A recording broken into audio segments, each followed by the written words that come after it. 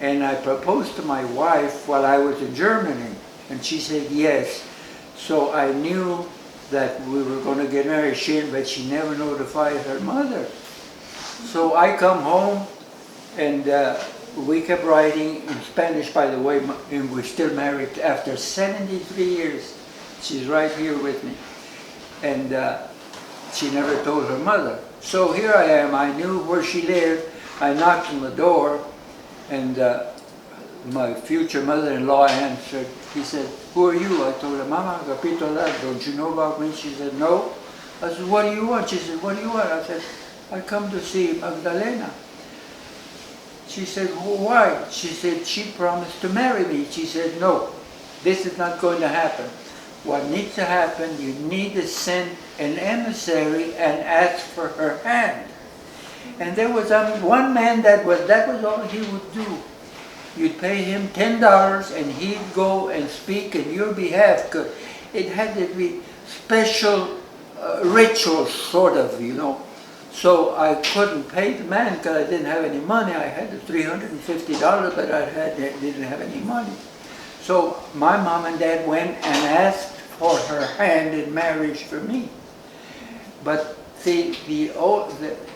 she was from the mother was from Mexico, and there was a custom that they wanted to find out what type of person the man is asking for the daughter's hand, and they call it there's a name in Spanish.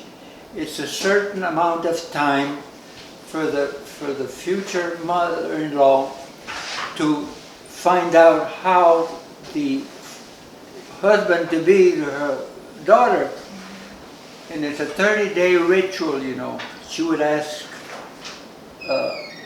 people how Agapito Lara, what kind of life were they leading. And luckily, I guess I got a good report.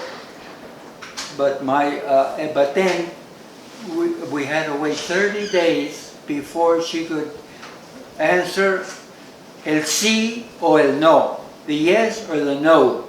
So I'm sitting there not knowing whether she was going to say sí or no.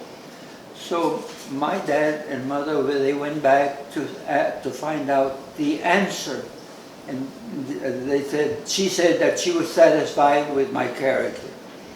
So remember, I got $350. I handed it to her. I said, "¿Crees que va a ser suficiente? Do you think this will suffice?"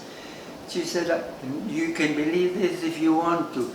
Those 300, we made them stretch. We got all the, there's a word for it, all the trousseau for her, everything, including the 2 rings, one for her and one for me.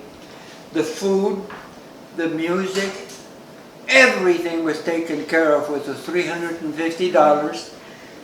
Now, the night of the dance, we've already married, and the dance was over at the fairgrounds. It was cold, the coldest day, January the 1st, 1947. The deal was that the fee was going to be paid by the grooms, and they were supposed to put the chairs away, folding chairs. The music was non-musical. There was one violin, one clarinet, and one guitar. That was it. And we had a good time, but it was cold. Anyhow, everybody took off. They wanted to go home because it was so cold. And somebody had to put the chairs away, and I'm folding the chairs, putting them away. And I even remember the man's name to this day. His name was Leishman. And I'm putting the chairs away, and this man, Leishman, is behind me. And I turned around and said, "Mr. Leishman, I feel that there's something you need from me." I had $5 and a dime in my pocket. That was like total wealth. I had not one penny more. I said, "What is it that you need from me?" He said, these are his words, not mine. He said, "Somebody's got to pay for the damn place." I said, "Well, how much is it?" He said, "It's $5. What have I got left in my pocket?" In the morning, God is my witness, honey. We had 2 nickel ice creams for breakfast. Of course, there were 2 dips. Back then, you could get 2 dips. And we started out with zero money, honey. God's been real good to us. We worked all our lives. We made a little good nest for our kids. We've got 4 kids, 4 daughters and 1 son. We had 4 daughters in succession. I always wanted a boy. And I asked Jesus, I used to smoke and I used to drink. I said, Jesus, I need a son, give me a son, and I will give up all these bad habits. And sure enough, on my birthday, sweetheart, Jesus gave me a son, the last one. I'm very proud of him. I told him, so when he got of age, I said, son, you may have to do what I had to do for you on your behalf. I said, I hope you never learn to be a drunkard. I said, because I made a promise to Jesus that I would quit drinking and smoking because he gave me you. And by God, my son has turned out to be good. I'm very proud of him. He's 53 years old. He's only had one job in his life, working for the Ford Motor Company here in New Braunfels. Very proud of my son. And what is his name? Huh? What is his name? His name is Rene. Okay. Rene Lara. And your other kids, what are their names? Well, I got Celia, I got Irma, I got Olga, and I got Dora. Dora is my favorite one. She's right. Dora takes care of us. Anything we need, we turn to Dora. Now, it's not to say that the others, they die or they're dying to help us, but Dora is number one. She takes care of all our medication, all our finances. She finds us the place to live. And we got prepared. I knew that we were, my mom is a long liver, or the family is living long, mine too. My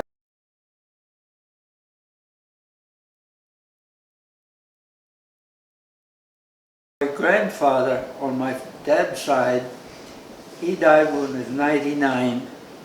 Here's something funny. We've got a lot of Indian blood. I don't shave. None of my brothers shave. My dad never shaved. If you look at a true Indian, you'll never see an Indian with a beard. Never, not one. You might see some interbreeding now, but back then, a true Indian has no beard. That's one thing I know. Anyhow, my mother and dad were born in this town. Now, my Dora has looked at our background, our ancestors, where we come from. And we've got a lot of Indian blood. There was an Indian tribe. Now, I don't know that we are that type of Indian tribe, because the tribe that we belong to used to be a tribe here in East Texas, and they were Karankawa Indians. They were called the fish eaters. They would follow the fish as they went all along the Texas coast, all the way to the Bay of Campeche. Then when the fish would run out there, they would come back to their place here in Texas. This is the story that my grandfather told me. He would talk to me in Indian. He was, now I didn't see it, I'll be honest and tell you the truth. He would tell me the story. Now Fort Sam Houston has been there a long time. When he moved to San Antonio, knowing that he could speak Indian, they would have he was not part of the army, but he was in the lead wagon, because there were Indians all along the hills, from New Braunfels all the way beyond Austin. Now, as far as he would take the wagon, would be to Austin, then from Austin, they would go to Gonzales, and Gonzales back to Fort Sam Houston, because he could talk Indian, and the tribe would come from the hills trying to do damage, but he would hand them a bag of beans, and the next group would come down to give him something, tobacco, something, because he could speak Indian. And he would talk to me. Of course, I couldn't understand what he was saying. He would talk to me in Indian. I remember my uncle would say never. Well, he did get sick, but he never saw a doctor. Well, I recall one day he had a toothache, and he told me, "Anda al río y tráeme unos cadillos." A cadillo is a cocklebur. Have you heard of a cocklebur? It hangs on the cow's tail. I said, ¿cuántos quieres, abuelito? He said, oh, una docena, a dozen. So I think what he did, he boiled it and he gargled the water after he got rid of the caldillos. I think the pain went away because he didn't complain anymore. Here is something unusual, and people will not believe it. In the evening, I would either fix him a bowl of rice pudding or oatmeal pudding. Now, we had an uncle that lived very close to us. His name was Paulino, my dad's brother, older brother than my dad. He said, "Mijo, no me hagas atole." Atole is pudding in the morning, but he would tell me what type oatmeal or rice. He said, "No me hagas atole porque me voy a ir. I'm going to go." But I figured he was going to go see my uncle. In the morning, he was dead. How did he know? I don't know. He just didn't wake up. And I can never remember, and I was already 8 or 9 years old, I can never remember him being sick, seeing a doctor. He would all go down to Comal Creek and get wheat, herbs, or whatever. He would take care of himself. But he did that to us. He said, don't fix any pudding in the morning. No me hagas atole. And that was your grandfather? That was my grandfather on my dad's side. What was his name? Jose Lara, same as my dad. And my great-grandfather, the one that I'm telling you that with Claire, he was also Jose. There was 3 of them. 3 Jose. My dad also was named Jose. I remember. And my grandfather, he would chew a tobacco called Farmer's Mule. He would chew it. It cost a nickel a plug. And each plug had a little red mule there. And my dad smoked Bull Durham. And the Bull Durham came in a sack. And he gave me 1 sack. And I put all those little metal mules in that sack. And when my grandfather Jose died, I had a sack full of little metal mules. I remember him very well. But he didn't wake up one morning after he told me not to make any atole. I remember those things. My dad was very sick when we were making beer, and my mother was clean their house and do the housework for the family in lieu of rent. And Mr. Nawatney, he was a big game hunter. He'd go any place with a big game, and he went to Mexico to hunt bear. And he killed the bear, and he knew the bear was down, but he didn't know if the bear was, this is what he told my dad. He didn't know whether the bear was dead or alive, so he was going to give him we call it tiro de gracia, the shot of death to the ground. That's what it is. And the animal was still not dead, and he pawed him and tore one of his lungs out. So he came back, he only had 1 lung, but he still kept. So what I'm leading up to, my dad had rheumatism. Rheumatoid, he couldn't get out of bed. And somebody had told him that the fat from a wolf was good for that type of work, of malady.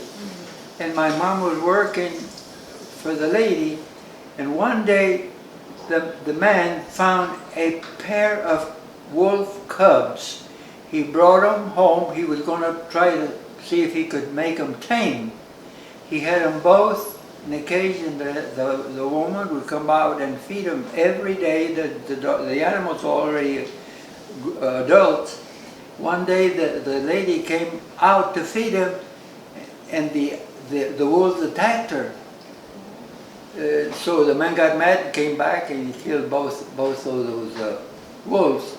But Mom came home and told my dad that Mr. Nawati had killed los lobos. So they said, pronto, go and tell Mr. Novotny that you want one of the wolves. If he's going to ask you why, you tell him you don't know. And Dad said, went ahead and skinned it, but that fat didn't work. But I remember that. I remember me having drug that wolf all the way home. It wasn't far, but it didn't work. I told you about us making beer, right? Mm-hmm. Okay. Yes. Then we moved to another place on Washington Alley. It wasn't a street, it was an alley. And my mother also was paying for the rent by washing the ladies' clothes and taking care of the house. But here's what cured my dad, and it's unbelievable. I had an uncle in San Antonio. Now at that time there was prohibition, no beer. We were making beer, and this uncle from San Antonio, I even remember his name was Pedro Garcia. He would come in a bus and he'd walk home to us, and he'd drink beer from us. So my daddy laying in bed, and he told him, ¿Qué pasó, Jose? Dijo, mira, look, his legs were like that.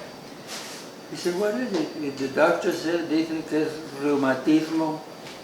He said, if I get you out of that bed, Jose, will you give me all the beer I can drink? He said, this is no fun. He said, I'm not joking. I thought, I just can't move. And sure enough, we had to walk Dad, me and my mother, to the outhouse at the corner of the yard. And so he said, okay. He said, go ahead. So he went, and I remember the name in Spanish. I don't know what it is in English, but the Indians use this a lot, I heard. It's called Altamisa, and the herb name for that is Artemisa. The Indians used to use this many different things. So this uncle of mine went and got an armful of Altamisa, and in Spanish it sounds like high church, Alta Misa, okay? He said, go ahead and let's try it. And sure enough, he went and got an arm, and we had a little stove, a little bitty stove, a wood stove. And I would go get some cobs from Dittlinger Mills. And I not only got the cobs for the fuel, but some of the cobs had a few corn teeth on it, and I'd save them, and Mom would make cornmeal out of it. I was a hustler. Anyhow, he went and got this Altamisa, and him and my mother went and got a number 3 tub. We didn't have water on we didn't even have electricity. The number 3 tub, and first they put a lot of corn cobs in the little stove, and put a number 3 tub with half full of water until it started to simmer with the weeds, with the Altamisa in there. So they went, while it wasn't boiling. I recall seeing it steaming when he took all the weeds out, and then he said, okay, a traérnelos, let's go get him. They got him with the same blanket that he's covered, and took him in the blanket and set him naked in, him and my mother did, set him in that number 3 tub, and covered him with the same blankets, and he started sweating. Even his head was steaming, you know, perspiring. And after a while, they took him out with all those blankets on, put him in bed, and put more blankets on top of him. And he started sweating. All the blankets got wet with sweat. We threw, and by God, 3 days later, that man got up and he went to work. So God is my witness. And then many years later, all my family went to Colorado to work. There was a lot of work up there in the beet fields. And he never had problem with rheumatism. Now, my mother was cleaning house for a man that was president of the New Braunfels Bank. He had a name on it. He was the president of the bank, where my mother would take care of his wife because she could barely walk. my mother told the man that her husband had had a problem and a man had cured him. He said, well, have your dad come or your husband come over, I want to talk to him. So Dad knew the weed, he knew the Altamisa. So Dad said, look, I'm going to go get you a bundle of it and I'm going to tell you what to do with it. But if she gets worse, don't blame me. I got cured with this stuff. So sure enough, my mother even went and did what my Uncle Pedro had done to my dad. And they poured the water in the bathtub. And my mom put the lady in that tub and did the same thing that my Uncle Pedro had done to my dad. Covered her and then put her in bed and covered some more. Now, she didn't walk like you and I walk, but she could walk with a helper. And her husband was very glad that he, remember it's called Altamisa. In English, in the herbal term, it's called Artemisa. The Indians use this a lot, I hear.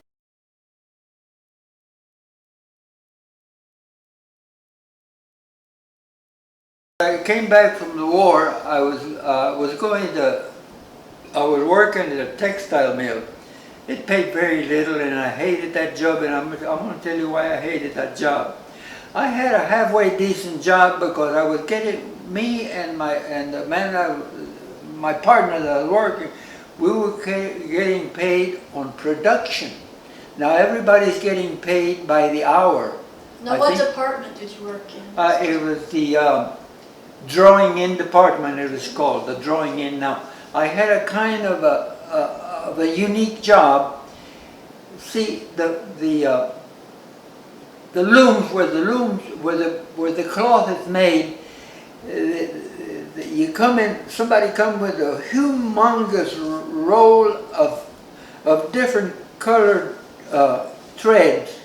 It weighs about 200 pounds. And the cloth is made from that. Now, there's a frame that all these threads go through, and that's what makes the cloth, you know. They're called treadles. They're about that long. They go back and forth. And there's a frame where all these threads go through, and I would go and get a complete frame. The cloth is there already finished. It still has the ends from the old spool. It still has the end. I cut the ends here, and I cut the end where the cloth is already complete. And I'd bring that frame, and I'd set it up, and we'd make another set of the same cloth that I just pulled out, and we had to tie by a machine. Each thread from there we'd have connected to the frame that I just took off, and it was kind of it was not an easy job. I was me and this other friend of mine, the only Latino that had a job that was paying by production. I was making. Back then I was making $15 a week, and that was a lot of money. And luckily, I was going to night school under the GI Bill of Rights, and I just got married, and I was going to night school. I was getting $175 a month. We built a little house right on I-35. There's no I-35 then. It was Highway 81 then. And we built a house. My wife bought, there was a man that owned all the property. His name was Keeler, K-U-E-H-L. He was a full-blooded German. But he would sell those lots for $125. A lot for $125. And my wife and her mother, the whole family, there was a whole clan. They bought a whole block of lots at $125, and my wife was already working at the mill, at the textile mill, and she paid a down payment of $25. Now when I came back, all we needed was another $100. Now that lot was ours. It's ours. And I was going to night school, getting $175 a month, and I invested that in a house. Richards and Kriegers is the man that built that house for us. We paid it out in a very short time because going to night school, taking bookkeeping, not knowing that I needed the $175 more than I needed the training, but I needed the money. But there was a man, his name was Jack Darling. I can remember a name, but I can't remember what happened last week. Anyhow, his name was Jack Darling, and he was the son-in-law to the bank manager in New Braunfels, and I asked him, he said, do you think your dad will go and pay for a house and will go ahead? So he went and told his dad, Agapito is going to come over and ask for a loan to build a house. And sure enough, through him, see, you ask Jesus to do a favor for you, and if you're sincere enough, you ask in your heart. I'm going to tell you, I got some other things that I asked Jesus for, and he gave it to me. And he recommended me to his dad to lend me some money to build a house. And sure enough, I got $3,500 that he lent me for that. That's what that house cost me. And I paid it in 2 years. I paid for that damn house, that little house. See, but I asked Jesus very earnestly. I said, Jesus, I need a place for me and my wife. And sure enough, I went and borrowed money because I asked Jesus for that. And I'm going to tell you of other instances when you ask Jesus in your heart, you need something really, really bad. I didn't want to work in a damn mill anymore. I didn't want to work there anymore. So I was going to night school, and the teacher, his name was Charlie Devassi. He was not German. A German will not help you out. And he was in the National Guard, and he went 2 weeks training, but his wife was also a certified teacher, and she was pinch hitting for him. And bookkeeping also has a section where you do advertising, window dressing and stuff like that. And I made a pretty good little picture. I forgot what the picture was, but it had to do something advertising. And Mrs. Devassi looked at it and said, Mr. Lara, that's a pretty good picture. She said, what bookkeeping do you work for? I said, I don't work for any book. I work at the textile mill. She said, do you like the job? I said, I had 2 daughters at the time. Remember that the house is already paid for. And she said, do you like to work? I said, it's putting beans for my family on the table. She said, how would you like to work for the government? I looked at her and said, why? She said, well, maybe I can help you out. Would you like to work for the government? I said, yes. She said, well, when can you come by and see me? I said, well, where do you, she said, I'm the person that hires and fires for the government at Randolph Air Force Base. And my life's dream was working on airplanes, always. And buddy, I'll tell you what, she said, she said, why don't you come and see me the following day? I forgot what day it was. But I remember it was in July. It was in July, so I took a day off from the mill, and I drove up there, and she said, can you start tomorrow? I said, and I remember that the following week was going to be the week of the 4th of July, and that was 1 week's vacation pay at the mill. So I told Mrs. Devassi, ma'am, I would like to start tomorrow, but being as I need to notify them, because if the job doesn't pan out here, I need a job, I may have to go back. And she said, no problem, I'll hold this job for you. And sure enough, I went home, had my vacation, got my pay from the mill, And the following week I went back, and I went to the office, and she said, "Are you ready to work?" I said, "Yes, ma'am." She said, "Well, what kind of work?" I said, anything having to do with mechanics." She said, "Well, there's one in engine buildup, and then there's another one in hydraulics." I said, "What's the name of the man, the supervisor in the engine part?" I forgot what the name was. And then she said, "The man at the hydraulic, his name is Leroy Minchow." And Minchow, Mino in German, I knew that Minchow is a derivative of the word Munich. You see? So I said, the man needs to know German. I want to get on his good side. I said, let me go and talk to him. So Mr. Minchow had another person there where they were talking something or other. And as soon as I'm waiting there, waiting for the man to get out of Mr. Minchow's office. And he said, "Come in." I says, "Mein Name ist Agapito Lara, and ich brauche Arbeit." He looked at me, "You speak German?" I said, "Yeah, I speak German." He was full-blooded German. Minchow is a derivative of the word Munich. And the man got to liking me, and he took me right away. And we spoke German. Anytime he and I spoke, we spoke German. Now, if we're speaking in English about anything having to do with the work there, we switch German, so the person waiting to come in his office, so he would know what we're talking about. German has always been good to me, having learned German. Many times I benefited from that. Anyhow, I got a job at Randolph, and I stayed with Leroy Minchow 33 years until he died, and 2 months later I retired.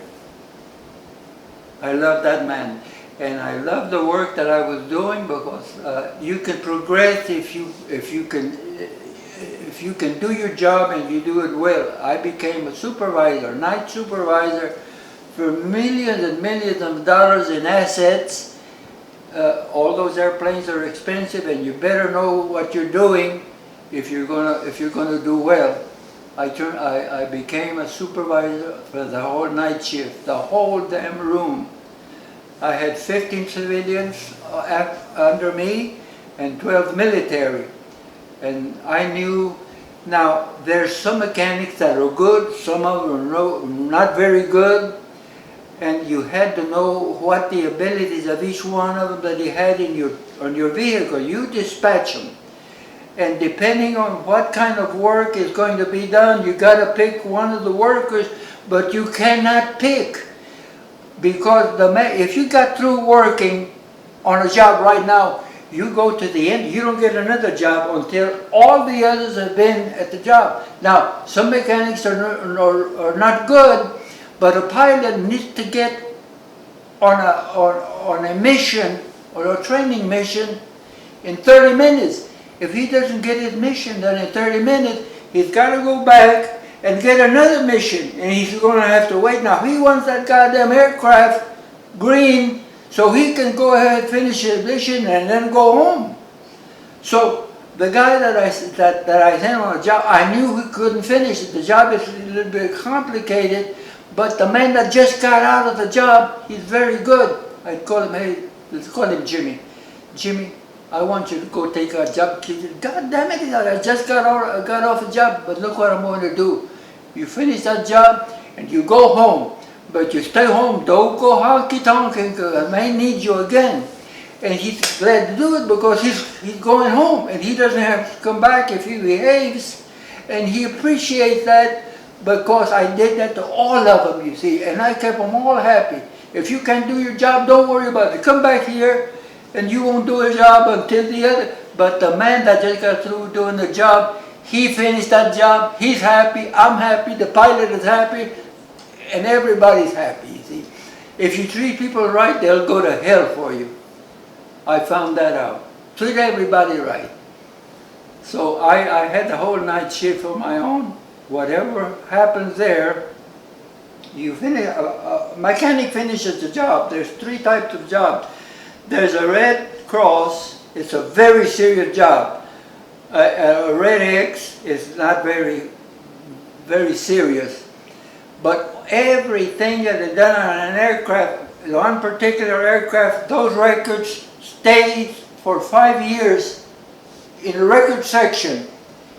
If you do a work, you go ahead and do your completion, you fill out that work, what you did, the mechanic signs it, he does the work, the supervisor inspects the work, he signed it. That record for that aircraft, for that particular job, goes and stays on a place for 5 years.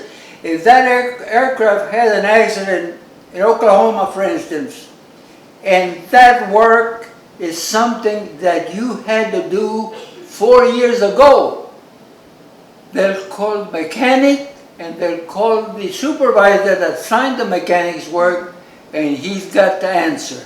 He's got the answer because they'll tell you what they'll tell you. Anything you say may be held against you, and you got to be very careful. That's the reason you want for that aircraft to be fixed right, because that record on that particular job is going to be held for 5 years at a place. And if that job that you did, you signed it off, you worked it, and I signed it off because I inspected it, and if that job causes that airplane to crash, fall down, then you're in big trouble, my friend. So you had to be very careful, very careful. And I kept those kids real happy, because here's what I would do. If we got, say like on a Friday, especially if it's on a close to a payday, we'll go ahead and finish there's no more jobs to be held. Everybody's gone. Control holds everything. They send you out to different jobs, and everybody in control. There's no more airplanes due to fly anymore that day. What I would do, I'd have the kids clean. Oh, I call them kids because they're all kids, 18, 19 years old. I tell them, you and go home, stay home, don't go home to the rest of us are going to clean the room, the whole room, but we had a clean room where very critical equipment goes in there. You got to take your shoes off, and you put some Mickey Mouse shoes on so you don't carry any debris. Nothing is supposed to be, it's supposed to be sterilized. So here's what I would do. I send some of them home. I'd keep 5 or 6 of us to clean the room. Then I'd send the oldest one out to go get two sets of beer, 12 beers, and we'd go into the clean room, we'd lock it, we'd lock the main door, and we'd drink it, and they were so happy that they called me Mr. Pico. Everybody to be with me. And also my wife would fix some tamales or tacos, and we had a microwave. We'd go there and we'd drink beer and we'd eat Mexican food. Everybody wanted to be with Mr. Pico. Even to this day, you know, every year there's a guy from Oklahoma I keep in touch with it.